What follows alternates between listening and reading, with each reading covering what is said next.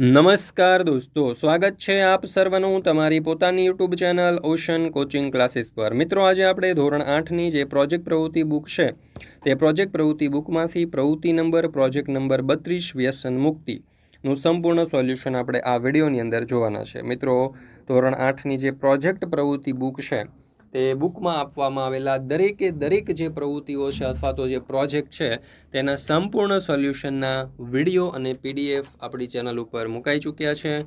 આ વિડીયો અને પીડીએફનો અભ્યાસ કરવા માટેની લિંક તમને નીચે ડિસ્ક્રિપ્શન બોક્સની અંદર મળી જશે, જરૂરથી તેનો અભ્યાસ કરી લેજો।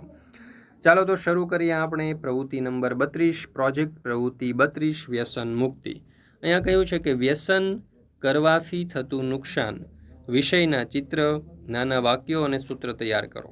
વ્યસન મુક્તિ માટે રેલીનું આયોજન કરો। વ્યસન દૂર કરવા અંગેના પ્રયાસ કરો। તમારા દ્વારા વ્યસન મુક્તિનું પોસ્ટર તૈયાર કરી શાળામાં તેમજ જાહેર સ્થળે લગાવો। અહીં ચિત્ર અને સૂત્રોની યાદી તૈયાર કરી રેલીનો અહેવાલ પણ લગાવો। જોઈએ તો વ્યસન મુક્તિને લગતું ચિત્ર, તો અહીંયા તમે જોઈ શકો છો સરસ મજાનું ચિત્ર આપણે દર્શાવેલું છે। ત્યાર પછી જોઈએ વ્યસન મુક્તિને લાગતા સૂત્ર, તો જુઓ, બીડી છે મોતની સીડી, નશાને છોડો ઘરને બચાવો, જે માણસ પીવે દારૂ તેનું જીવન ન રહે સારું, ફેશન માટે ન કરો વ્યસન, દારૂડિયો દારૂને નથી પીતો, દારૂ દારૂડિયાને પી જાય છે, વ્યસનની ના હોય ફેશન। હવે આ જે વ્યસન મુક્તિની જે રેલી છે તેનો આપણે અહેવાલ જોઈએ તો તારીખ છે 25/11/2024, સ્થળ છે અમદાવાદ, ગુજરાત। તો જોઈએ, આજે અમદાવાદમાં વ્યસન મુક્તિ માટે રેલીનું આયોજન કરવામાં આવ્યું હતું। આ રેલીનો મુખ્ય ઉદ્દેશ્ય નાગરિકોને વ્યસન મુક્તિ તરફ પ્રેરિત કરવા અને આરોગ્યપૂર્ણ જીવનશૈલીની મહત્વતા અંગે જાગૃતિ ફેલાવવાની હતી। રેલીની શરૂઆત સવારે 9 વાગ્યે અમદાવાદના રિવરફ્રન્ટથી થઈ। રેલીનું ઉદ્ઘાટન શ્રીમતી કમલાએ લીલી ઝંડી દેખાડીને કર્યું। રેલીમાં શાળાના વિદ્યાર્થીઓ, કાર્યકરો, પોલીસ અધિકારીઓ અને નાગરિકો સહિત 1000 લોકો જોડાયા હતા।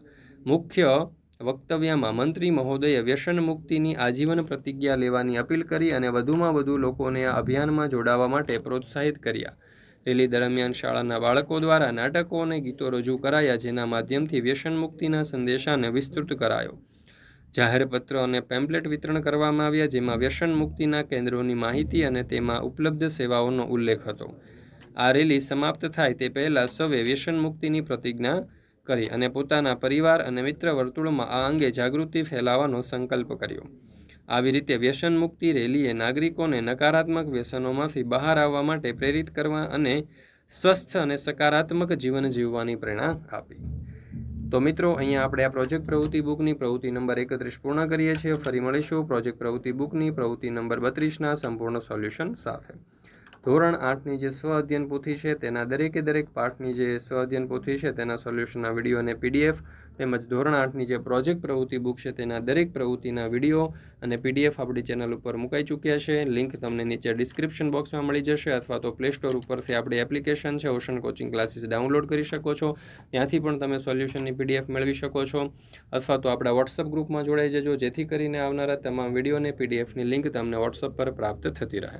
તો ફરી મળીશું મિત્રો આપણે એક પ્રોજેક્ટ પ્રવૃત્તિ બુક જે છે ધોરણ 8ની તેની નવી પ્રવૃત્તિના સંપૂર્ણ સોલ્યુશન સાથે।